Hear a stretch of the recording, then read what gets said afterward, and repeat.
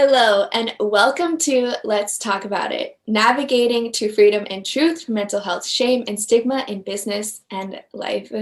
I am your host, Brittany, and I'm an intuitive mental wellness coach, and I lovingly guide visionary women to their truth from mental health shame. And today I always fear I'm going to say your name wrong. Is it Amina? Amina, yeah. Oh, I was actually right. Awesome. Amina, who is a integrative therapist, and after a rather arduous, like pronouncing it wrong, three arduous, three arduous. Thank you. 3.5 year spiritual experience. She developed significant skills that allowed her to have access to information beyond what most people would ordinarily have access to. Her work now revolves around metaphysics and impact of metaphysics in her life, in our lives and well-being. And I have the pleasure of experiencing her work personally, and boy, do you want to get in touch with her. So thank you so much for joining me today. It's so great to have you. You're most welcome. So I would love to just kind of dive in and really ask you like what your story is, whether it's around mental health or trauma or whatever that experience was for you in your life. Okay, so I have a relative that has suffered from mental illness since he was in his late teens, early 20s. We didn't realize at the time that it was a mental issue. We just knew that something wasn't 100%. And then a few years later, when we took him to the psychiatrist, they diagnosed him with schizophrenia. And I'm in close relation to this person. And I tried in every way possible to try and find a way to assist him. And a few years back, I went to a conference, and there was a man who was giving a lecture, and he said, whenever there is schizophrenia, it's almost always not a mental impact. It's usually a psychic attack when it comes to schizophrenia. And but this was years and years later. I come from an IT background, and I left my job in 2013 and embarked on kinesiology, and that taps into the subconscious. And I thought this would be a perfect avenue for me to try and figure out maybe if there was a way that I could assist this person. And kinesiology covers a range of topics. We go into nutrition, emotional health, mental health, and yeah. So at some point, I said this is really what I would like to do for this person, but I could never do kinesiology on him because he was severely impacted by schizophrenia. And then, as you mentioned, I went through a rather arduous spiritual experience for 3.5, 4 years back, started then. And this has given me a little bit of clarity as to what lies behind the veil, what most people are unaware of that could be impacting the physical body, the spiritual body, the human being. And I have since ventured into becoming a life and business alignment coach. I do various therapies, including health and wellness, because I understand depression now, having gone the metaphysical avenue. And I have many clients around the world who have been seeing specialists for many years who are still depressed because they're not physically depressed, they are spiritually depressed. And once we identify the difference between physical depression and spiritual depression, the client heals almost instantaneously. And I've had many of my clients who healed it in one session. Once you identify exactly what part of the body is depressed. So when people talk about the psyche, it is actually the spiritual mind. And that is where a lot of the schizophrenia is attached to. And that's really where the holistic aspect of therapy is significant when we're talking about the shamans in particular, because they have a very deep understanding of spirituality. Um, and they're extremely useful when it comes to illnesses such as schizophrenia. And depression for me is also an extremely um, important aspect of mental health for me, because there are so many women and men, but more women, who have lost themselves at some point. So when you talk to women and the first thing they say to you is, I feel unmotivated, I feel there's no drive, I feel there's no happiness.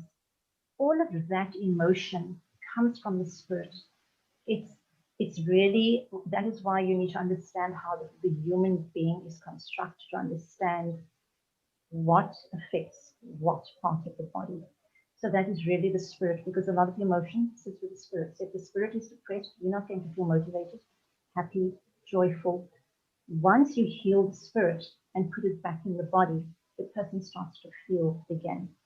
And you can then work with the entire being instead of individual parts. And that is what's really important to understand when we talk about mental health. It's not only the physical mind that you're dealing with. You need to identify that there's the spiritual mind that plays a significant part in the well-being of the human.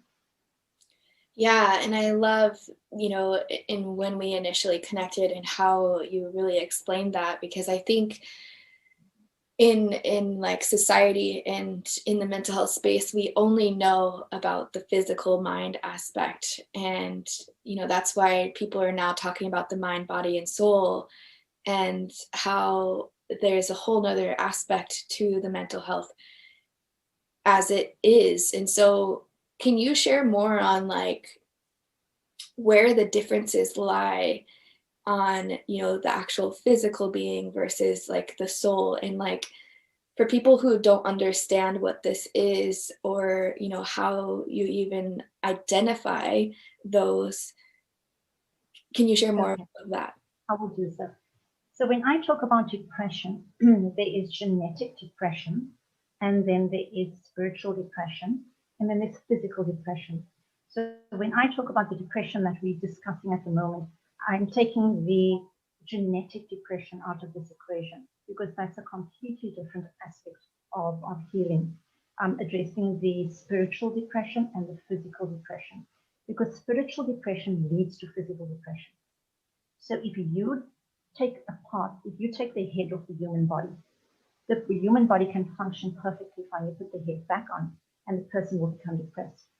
It is really a state of mental being that can impact the physical body. So we really need to work with the spiritual aspect of the mind to heal the depression that is in the physical body if it's non-genetic. So that is really, really important to understand. Um, and I think that is when anybody comes to you, you first have to identify, is this genetic or is this spiritual depression? When someone says my mother was depressed, my grandmother was depressed, and so on, then you know you're talking about genetic depression. That is a different way of healing that aspect. If it's from abuse, trauma related, then it is the spirit that needs to be healed. Usually the spirit is sleeping.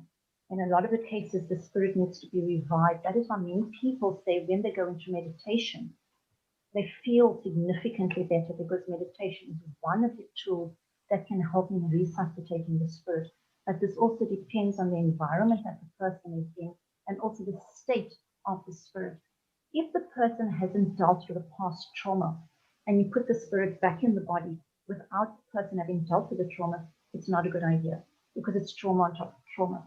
We need to deal with a healing aspect. So that's where therapy comes in. Talk therapy works really, really well. Talk therapy, when you have someone who knows how to work with spiritual depression. Not everyone does, because traditional psychology doesn't teach you about spiritual depression when you study advanced. It is something that you don't learn at all.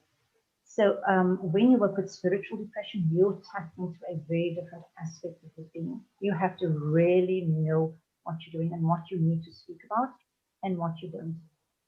So it is really working around the trauma that caused the spirit to fall asleep. Many of my clients, their spirits went to sleep at 4 or 5 years old because they were abused by the parent or someone. Someone at 18 because the mother passed away, the trauma was significant. Someone in their 20s because of abuse in their marriage, and then they live their entire life as a robot. They don't feel anything. They exist. They think they're okay. I've moved on. I've moved on from this, but they don't feel joy.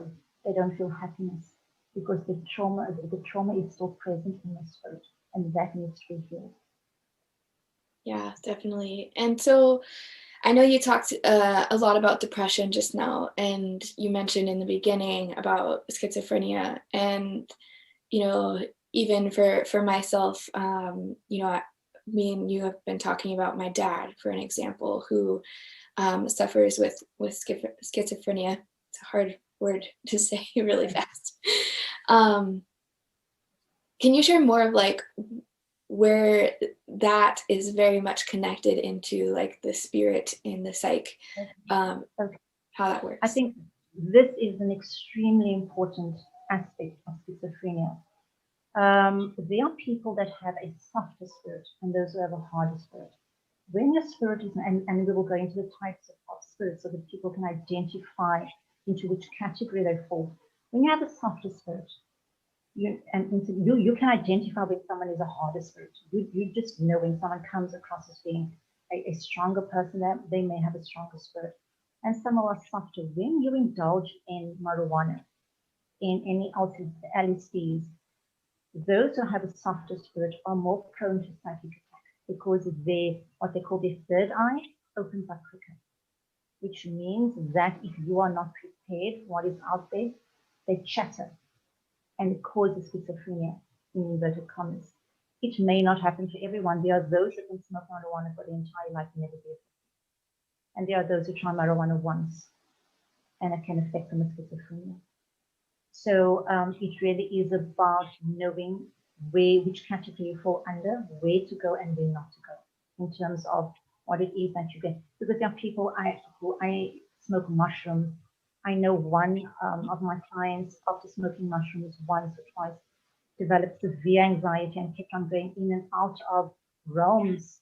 So it is really about being extremely careful before you indulge in anything along those lines.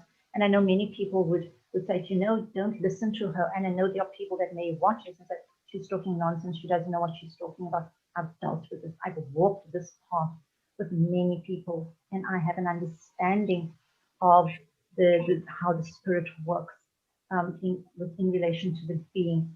So it's really individual. It's like the diet. You cannot give a blanket diet to every single person. You can't say everybody needs to eat broccoli. You can't do that because it doesn't work for 90% of the people. It causes flatulence. So it is really about identifying every single person's spirit. Your spirit can handle this, your spirit can't. So try not to indulge in that. You can, it's fine. It's not a problem. But one person I know tried marijuana once at 16 and developed schizophrenia, still has schizophrenia, and is in his 40s or 50s. So it really is about being very careful about the area you step into when you go into hallucinogens. It's really a very important aspect of schizophrenia, which people are missing. Really important. Yeah, thank you for sharing that. Um, so I know you mentioned you wanted to go a little bit deeper into like the different spirits. So yes, so there are people who are, you talk about people who are free spirited.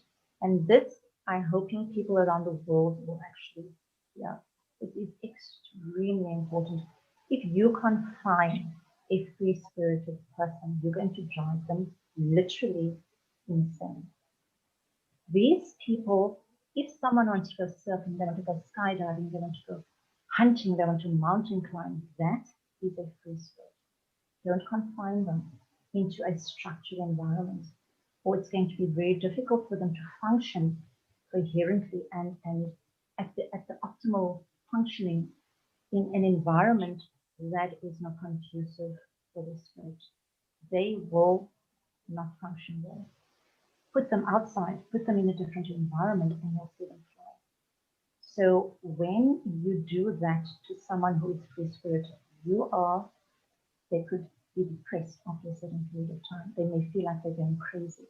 And this is extremely important because I know personally many free-spirited people who weren't understood by society and ended up committing suicide because they were misunderstood. People need to understand. You get spirits that are structured. You get the accountants, and no disrespect to accountants, it's just the way people are structured. The accountants and the lawyers, and you get those who, I want to travel the world, I want to work from home, I want to be a therapist. Those are free-spirited people. Identify that everyone is different. Don't try and make someone more structured or someone who is structured and doesn't want to be free-spirited. It just is the way they are constructed. If someone feels at a later stage, I feel different, and that's great. But identify into which category you fall and work with what your spirit wants. If you feel you want to be a movie director and someone wants you to be an accountant will kill you eventually in your life because it is too structured for someone who is that free-spirited. So, meaning kill your spirit. So it is really about working with what you've been given. It really is that important. I love that. So I know this is kind of backtracking a little bit, but I personally would even love to know your story and your journey of like how you had your spirit awaken, and how you gained all of this knowledge that you have. Oh, okay. I'll put it in a nutshell. But as I said to you, I come from an IT background, so my background is very analytical, it's very logical and very pragmatic. I don't come from I don't come from a background where I look at the stars and wonder about creation. I've never been that kind of person. And then at the beginning of 2017, my household just went crazy, and I think I started hearing angels. I started seeing, angels said there's heaven in my home, and I literally started seeing trees in my lounge, even though they weren't physical trees, but it looked like there was the Garden of Eden in my lounge. And the angels had said to me that I was given certain gifts, and I was raised in spiritual snatching, because of certain things I've done in my life. And what the angels didn't tell me, which they should have at the time, was you will be gifted all of this stuff. So be prepared for this path that you will be walking, so that at the end of the journey, you would be able to have all these abilities and assess and help people around the world. So that aspect of what the angels told me, they didn't tell me. So I had to walk this road for 3.5 years blindly, not literally, but without knowing what it is that I was really supposed to do, but knowing that I was able to do and see things that I hadn't been able to do and see previously. Right. And in 2019, September 2019, I said to my mom, I really need to go and see someone because they need to explain to me what it is that I'm going through. I'd never heard of an awakening at that time. So I went to see a spiritual advisor, and he said what I was going through was called Kashf. It's spelled K-A-S-H-F, or Mukashafa. And it's Arabic. It's where someone is raised in spiritual stature and the veils between themselves and God is lowered, giving them access to the secrets that God holds behind the veil. And I thought, yay, 2.5 years later, you could have shared that with me right at the start. It would have saved me so much pain, But anyway, that is what I was told then. It made lots of sense to me because of what I experienced already at that time. I was like, oh, okay, that's what it's called. And then since then, my abilities have been significantly increased. I can see one of my clients is allergic to red dye in drinks, and he was sitting in front of me, and I literally saw the chemical formula pop up in front of him. So if someone is ill, I can literally see the illness, the word. Just like one of my clients was lying down, and I saw tendinitis, and he said to me, I was diagnosed with tendinitis, and I said, I know because I saw the word tendinitis come up on top of his body. So So that is what I'm able to do. I'm able to see when people are ill, what is causing them the illness, what the onset is. I can see it's generational. I can see, I can actually see into heaven. I can see the angels. I can hear them. I can talk to them while seeing them. So there are significant things I've been able to do since then. Thank you so much Yes, for you sharing asked. the story. Yes. So that's in a nutshell. Yeah, definitely. Thank you for sharing that. And, I know there's probably lots more deep stuff into that story. And I think it just gives us a touch of like where all that came from for you. So thank you for sharing that. Do you have anything else you would like to share as we get into close? I think those are the really important aspects of health, other than cellular trauma. And I created a program, actually I trademarked a program called Cellular Trauma Rehabilitation, because sometimes people don't know that they have cellular trauma and they're getting ill. And they're on meds for years, and I'm looking at them and I'm thinking that you've got traumatized cells in your body. So it's basically me identifying, I can identify just by looking at someone at what hurts their cells are vibrating at, the frequency. So if someone vibrates at less than 62 hertz, they're more prone to become ill. So it's more identifying what works, what increases the vibrational frequency within the cells to assist them to function optimally. So it's really, really different for each person. For some people, it's music. For some people, it's vitamin D. For others, it's food. For others, it's just the warmth of the relationship. So for each person, I identify what it is that increases the vibrational frequency. And that really is the core of where the onset of the illness is, when you're vibrating at a lower frequency. And that's important. Yes. And I think that gives us a whole nother perspective of like health in general. Yes. It's like I know even for me is like stepping into the world of energy and understanding the different frequencies and all of that. It's like a whole new world of understanding, like there's this whole other aspect of our actual human body and how we function. And people don't understand that there's this other part of us that we get to heal as well.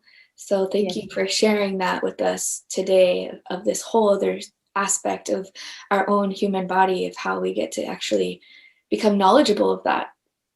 You're most welcome. Yeah. Thank you. So I know you have a free gift that you would love to offer. Can you share what that is? Yes. For the first 5 people that whoever watches this video and reaches out to me, for the first 5 people that reach out to me, you can have any kind of therapy session that is available on my website, which is www.integrativetherapy.co.za. Choose whatever it is that you would like, and I will gladly give that to you as a gift.